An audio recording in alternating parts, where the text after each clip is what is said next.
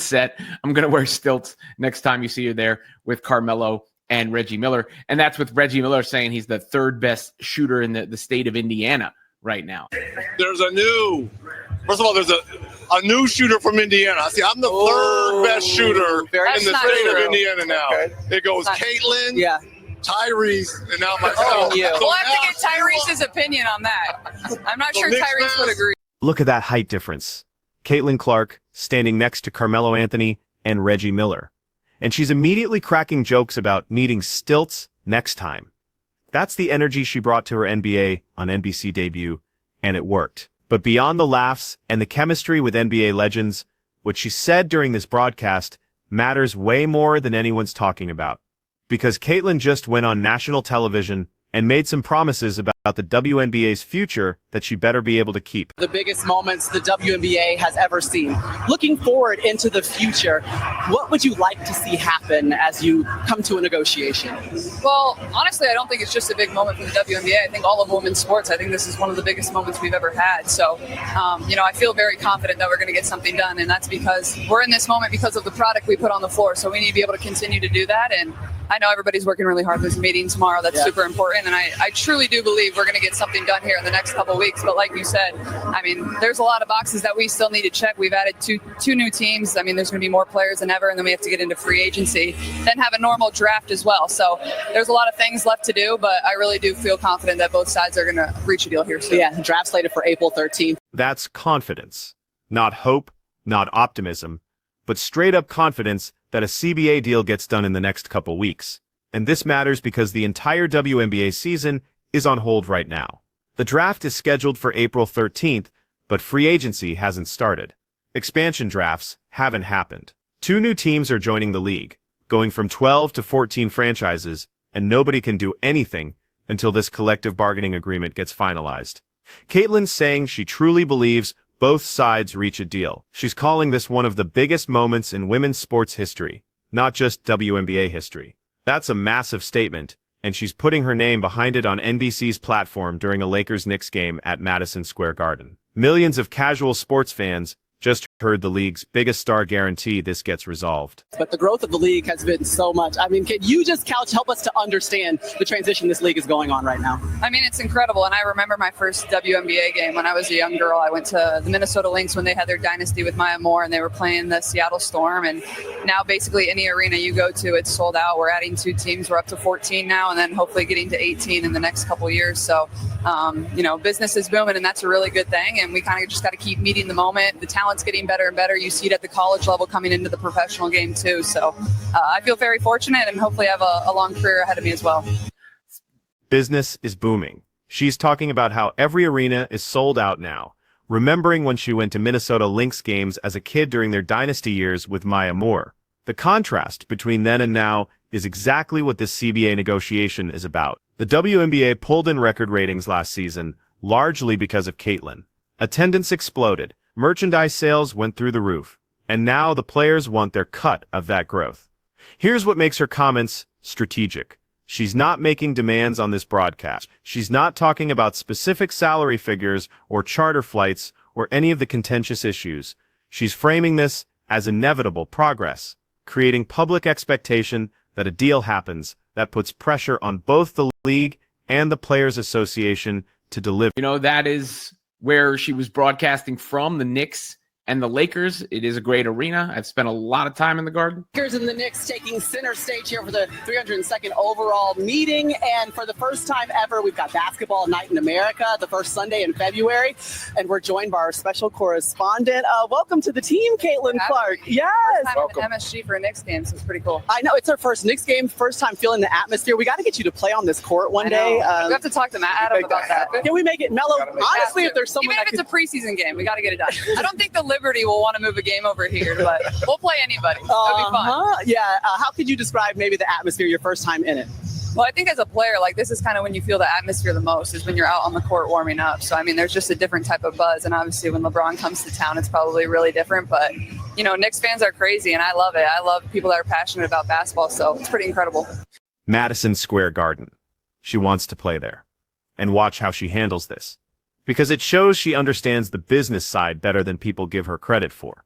She acknowledges the Liberty probably don't want to move a game to MSG because of the ownership dynamics. The Liberty used to be owned by James Dolan in Madison Square Garden, but Joe Tsai bought them and moved them to Barclays Center in Brooklyn.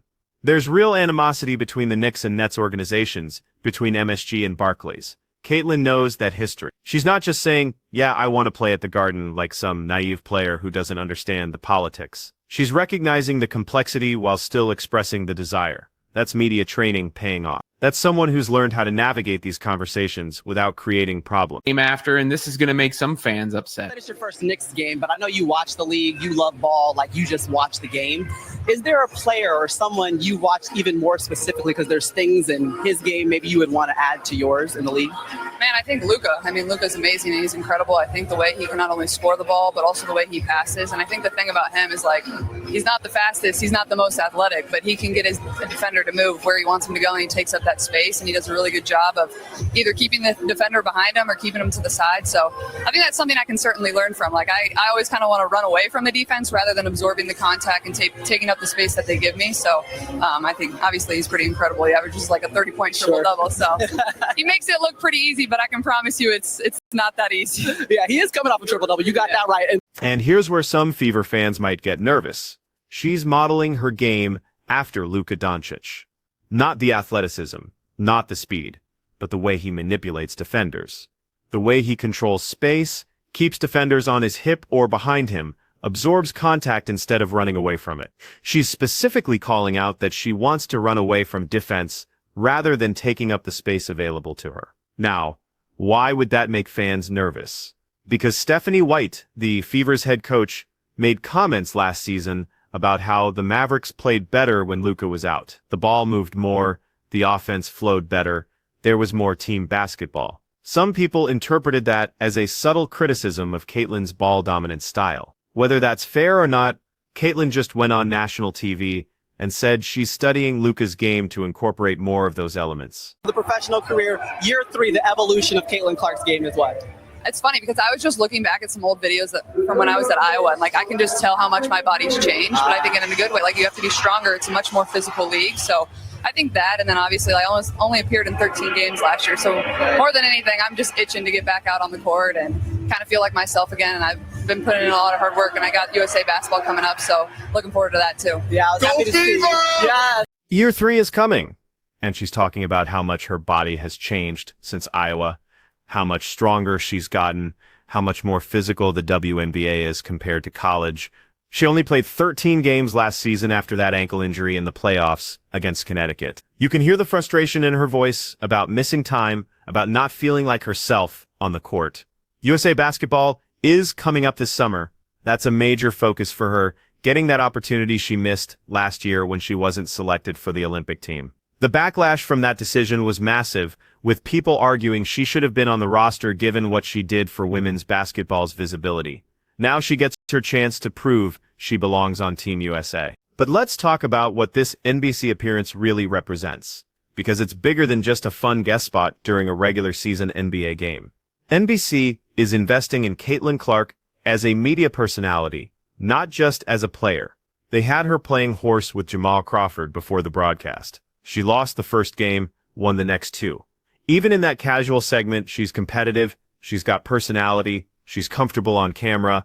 The network is testing her out. Seeing how she handles live television, how she interacts with established stars like Reggie Miller and Carmelo Anthony, whether she can provide actual basketball analysis or just surface-level observations.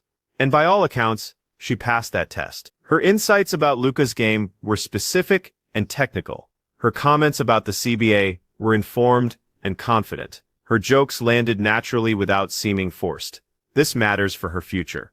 WNBA careers are shorter than NBA careers. The earning window is smaller. If Caitlin can build a media career alongside her playing career, that sets her up for long-term success. Look at what Candace Parker has done, transitioning seamlessly into broadcasting while still playing, and now she's one of the most prominent voices in basketball media. Caitlin's following that blueprint. The timing of this appearance is interesting too. It's February, right in the middle of the CBA negotiations.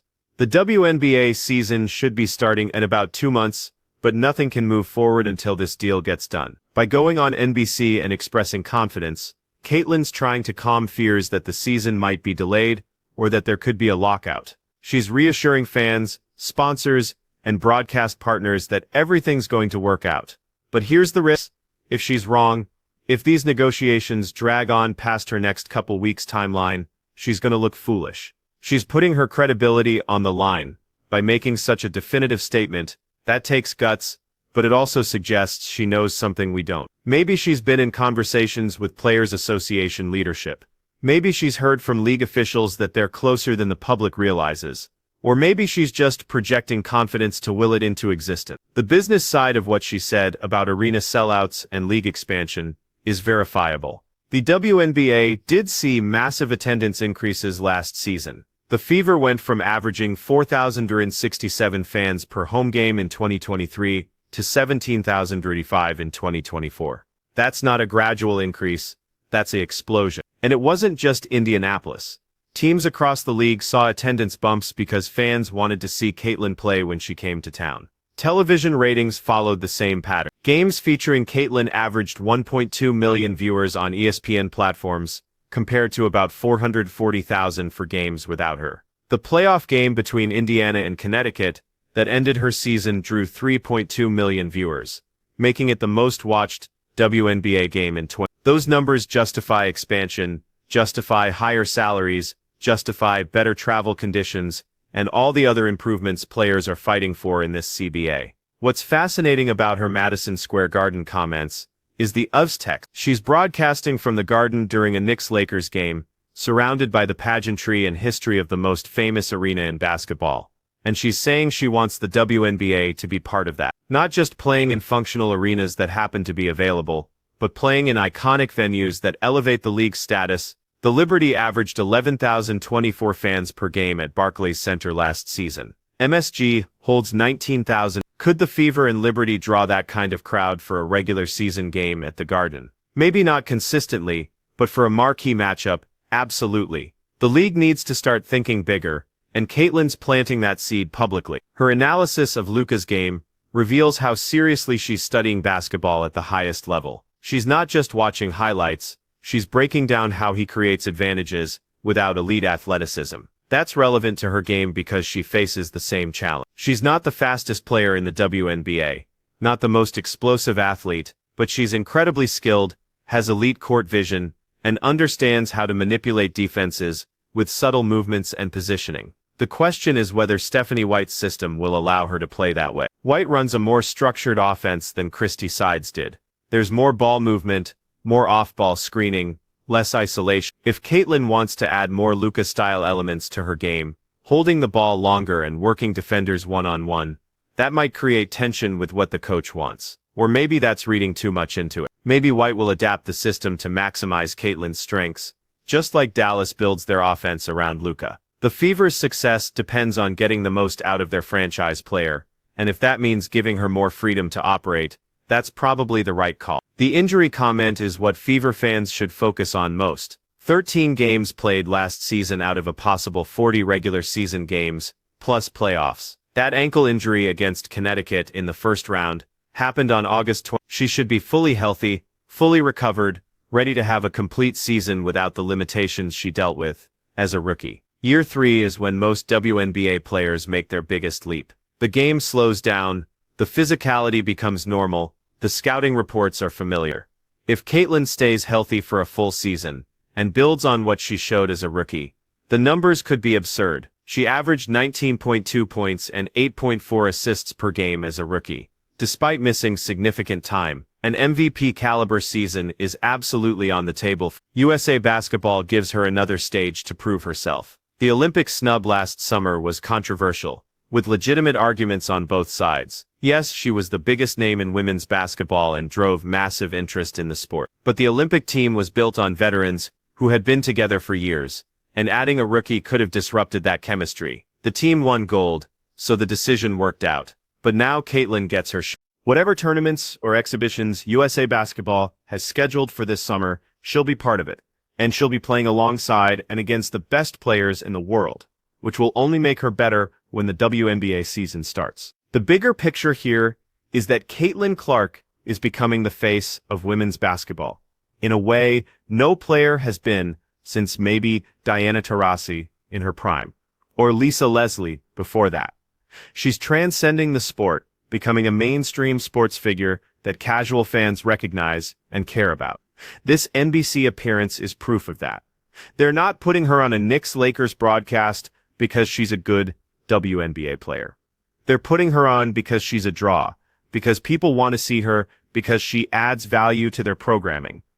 That comes with pressure. Every statement she makes gets analyzed. Every prediction she makes gets remembered. If she says the CBA gets done in the next couple weeks, and it doesn't, people will bring that up. If she says business is booming, and then attendance drops next season, that becomes a story. She's operating at a level where there's no room for error. But based on this NBC debut, she can handle it. She was poised, informed, funny, and genuine. She thoughtful answers about serious topics like the CBA, while also being self-deprecating about her height next to NBA players. That balance is hard to strike, and she made it look easy. So here's what we're watching for. CBA negotiations wrap up in the next few weeks, just like she predicted. The WNBA season starts on time, without delays. Caitlin stays healthy for a full season and puts up MVP numbers. USA basketball goes well, and she proves she belongs on the national team. And maybe, just maybe, the Fever and Liberty figure out a way to play a game at Madison Square Garden, because that would be a statement about where this league is headed. The NBC debut was a success. Now she needs to back up everything she said by delivering on the court, because that's ultimately what matters. The media appearances are great, the personality is great, the confidence is great, but Caitlin Clark's legacy will be determined by championships, not by how well she does on basketball broadcasts. And that journey starts the moment this CBA gets signed and the WNBA season finally begins.